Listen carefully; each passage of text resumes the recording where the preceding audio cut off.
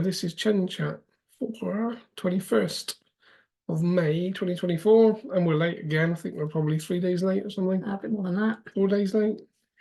Sorry. 5 days late. Yeah, I think we were supposed to do it on Friday. Ah, well, it's only Tuesday. So we're late. Yes. Apologies for being late.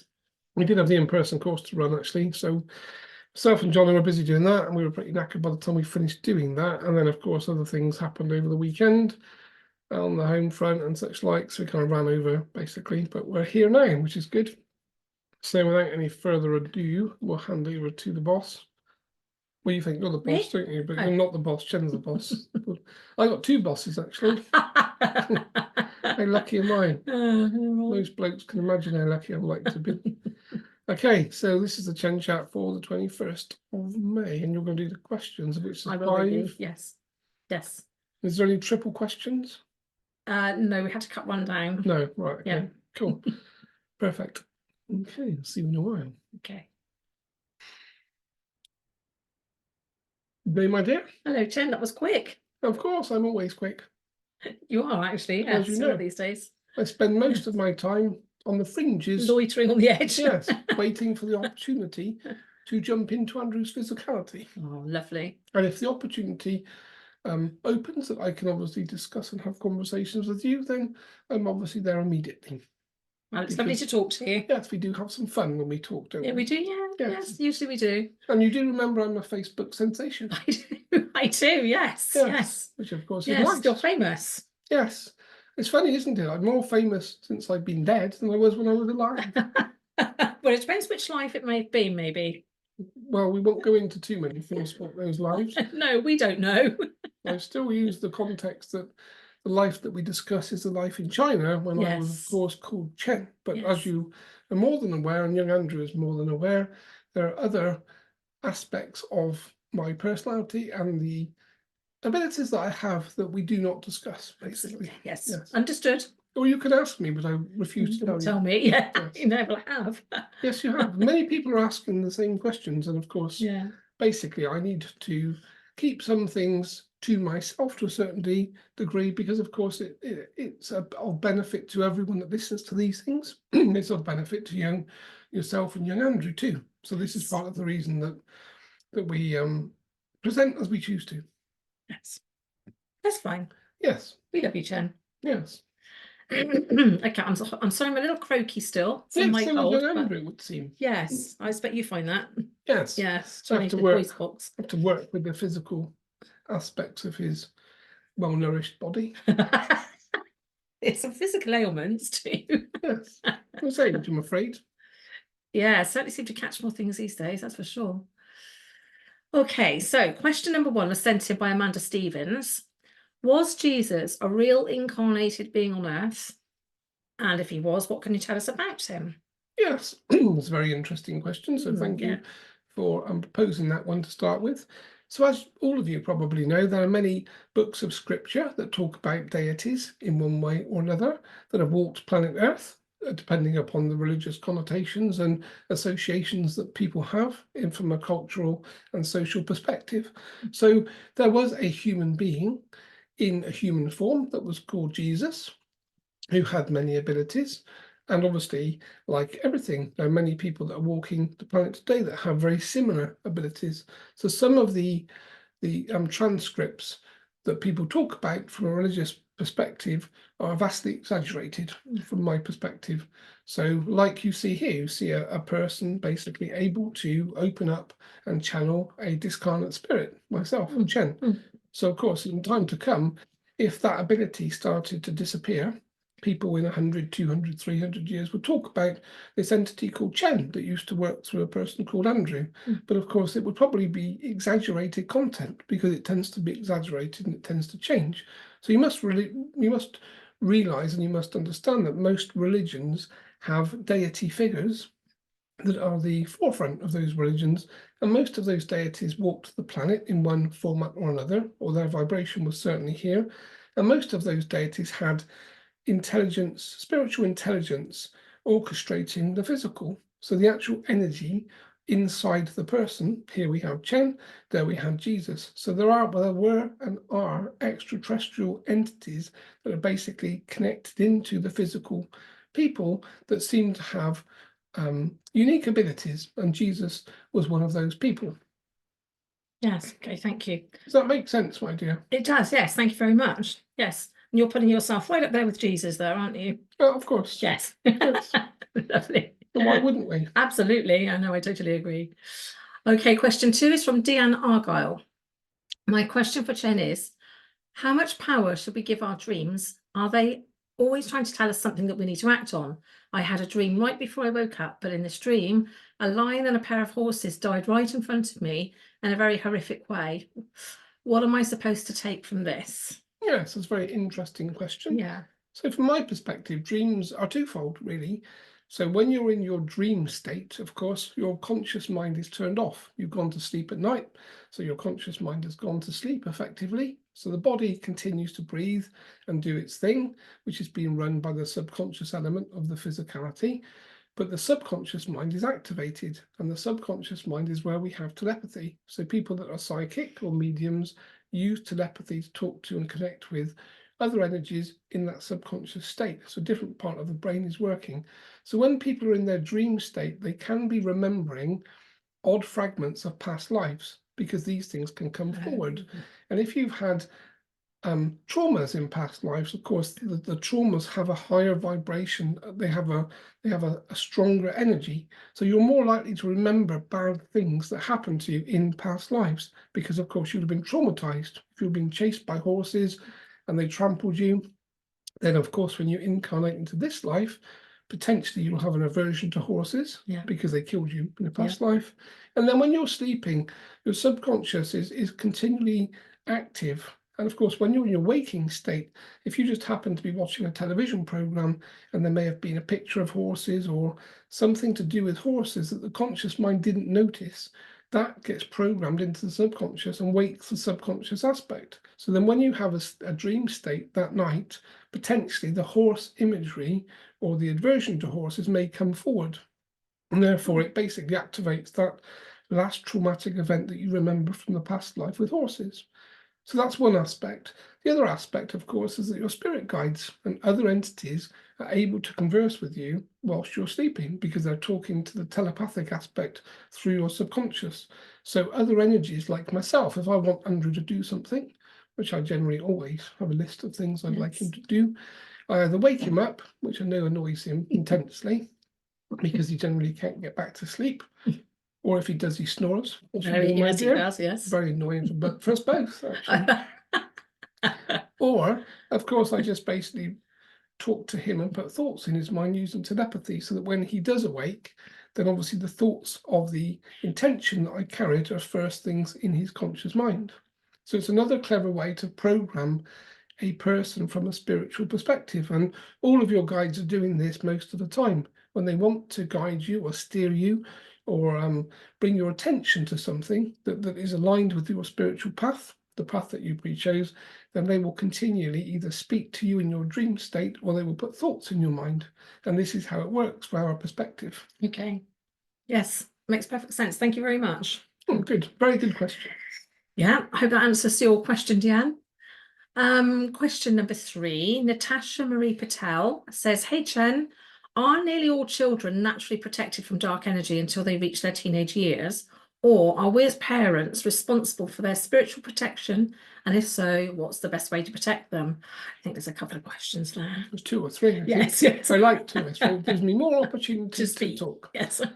So to answer the first of those questions, I think, so the question was on are children spiritually protected? Naturally protected, yes. So basically the way it works from our perspective is when a child is incarnated and then born onto the planet, for the first year or so, they do have a heavy level of protection. because they're obviously developing from a mental perspective. They're generally unable to communicate and understand language for the first year, maybe 2 years of their life. Yeah. So the first 2 years is quite instrumental from a protective perspective, because they're not able to talk to their parents, they're not able to talk to anyone, they're not really able to be programmed by society. But of course, as soon as language comes online, then programming comes online. Yes. So the things that they watch on the television or on YouTube or on the social medias, all the things that they hear, because they hear their parents and people talking, this starts to program their literate mind to a certain degree. So if we're talking about teenagers, by the time they get to maybe 6, 7, 8 years old, the spiritual protection aspect effectively is dissipating, because they're being programmed by the society in which they live, by their parents and the people and the things that they do. And this is why, of course, you have to be very careful when you have children, and you have to watch what they're watching and the things that they're listening to, because this is basically forging the literate personality aspect of their personality, if that makes sense. So by the time they get to their teenage years, from a protection perspective, they don't really have any per se. If they've been watching horror films or something, that would have percolated and probably perforated their etheric field. They would have been in a fear-based state when they watch those sorts of things. And of course, as a human moves into fear, so their vibration drops. And as their vibration drops, they attract more negativity. So by the time they get into their late teenage years, the level of spiritual protection is probably vastly deteriorated. Does that make sense, my dear, from that question? Yes. So when she says, what is the best way to protect them? So the best way to protect children, younger children don't really need protecting. As they start to advance from, as we said, 3, 4, 5, 6, those sorts of ages, from a parent's perspective, keeping them away from society is actually the best thing to do, because that's the most negative programming that's happening. Do some homeschooling. Doing positive things, watching the parents laugh, taking them outside, connecting them to nature is very important, because humans are emotional animals, basically. And the more you connect to nature, the trees, the fauna, the grass, the more those things happen, the more resonation a child will have with nature as they become older. If you live in a city, obviously you're going to struggle to be able to get them into a natural environment, but it's quite important to try and do that. But the thing not to do really is to allow them access to the media, because any type of media and films, and certainly animation, contains programming. And even if you can't see the programming from a parental perspective, children are being programmed by the films and the animation that they watch. Yes. Okay, thank you. Thank you very much. Was there a third aspect to that question? She said, are we as parents responsible for their spiritual protection? I think you sort of covered that. Yeah. Yes, so parents are responsible, basically. Yes. Once they get into their teenage years. Yes. Yeah. Okay, so the Crystal Cabin UK, we don't actually have a name, but their question to you is, hi Chen. Actually, this is the one that we cut back a little, just a little, because it was very, very long. But very interesting. I like long questions. I know you do. But there was about 6 questions. Hi Chen, with regards to the Aurora Borealis lights in the UK last weekend, can you confirm if it is indeed a natural phenomenon, or is it scientists and the heart rumours are true? Yes, that's an interesting question. Well, I'm sure lots of people would love to hear the answer. So again, from our perspective, the Aurora Borealis is a natural phenomenon. It's always happening, and it's always happened on planet Earth, because it's just the electromagnetics coming into the planet from the sun, basically. So as the vibration and the electromagnetic waves enter into the atmosphere, of course, they disturb the particles, and this is where different places in the world you will see different phenomena. So from that perspective, it was a natural event. However, of course, on top of that, we have man. Yes. And man likes to interfere generally in these things. So there are instruments that have been created by governments and by fractions of the military, which basically mimic the concept of heating up the ionosphere, which produces the same type of visual aspects. And of course, this is part of the concept of weather modification. So when there's natural events happening that the world can see, 2 things generally happen. One thing is lots of people want to watch the event, because of course it's instrumental in your lifetime. Yes. But on the other side of the coin, of course, the the military aspects and the government aspects will use it to try to control or do different things. So it's a perfect time and opportunity to try and create weather events being masked by the natural events, if that makes sense. Okay, so it's both. Yes. Yes. That was the easy answer. Yeah.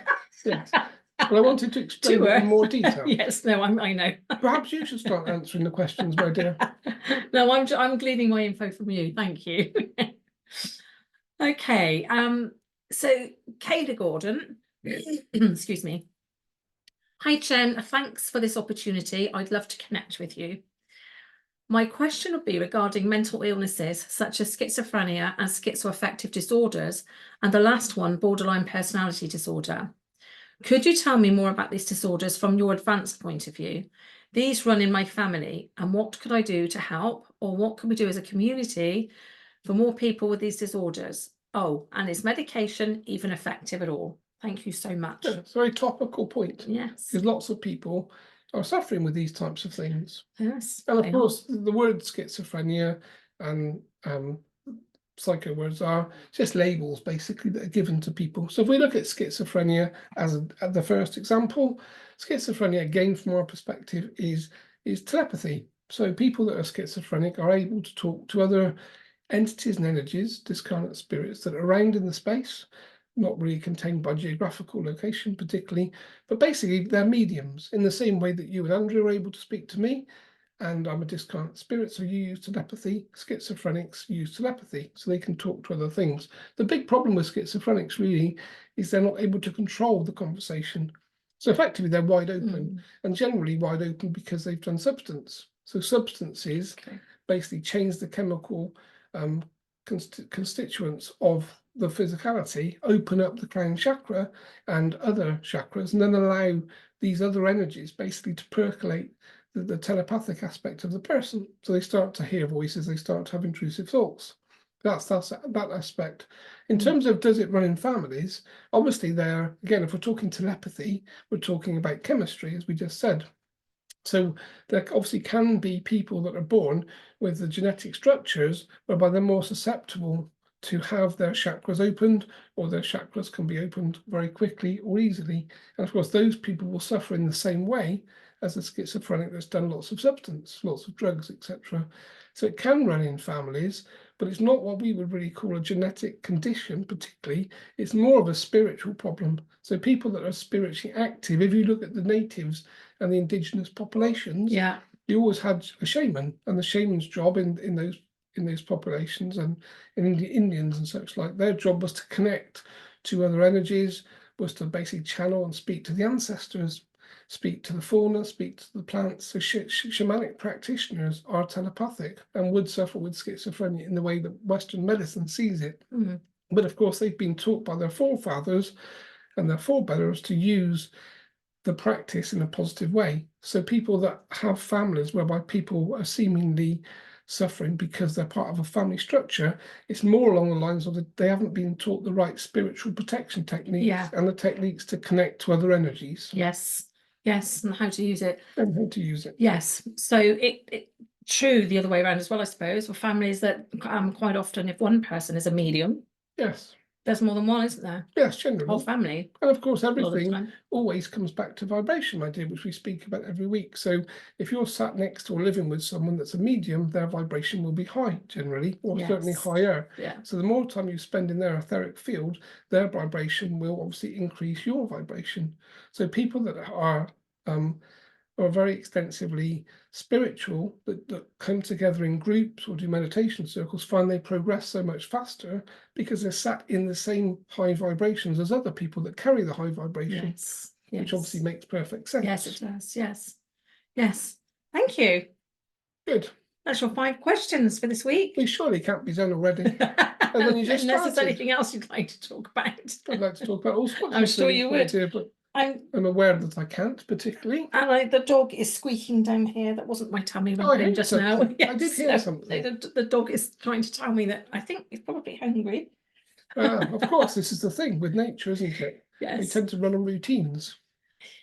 Yes, some very needy little Yorkshire Terriers. Yes. Well, I will say good day to you all. Thank you for these so questions, much, Chen. and thank you, my dear, for hosting this event. And obviously, we will be back again quite soon, I would say. Yes, we will. Yes, maybe, well, hopefully not quite so late next time. So Vanessa will put out the message on the Chen page tomorrow morning, reminding everybody to send in questions. And not you, Andy will be at Olympia this coming weekend, Yes.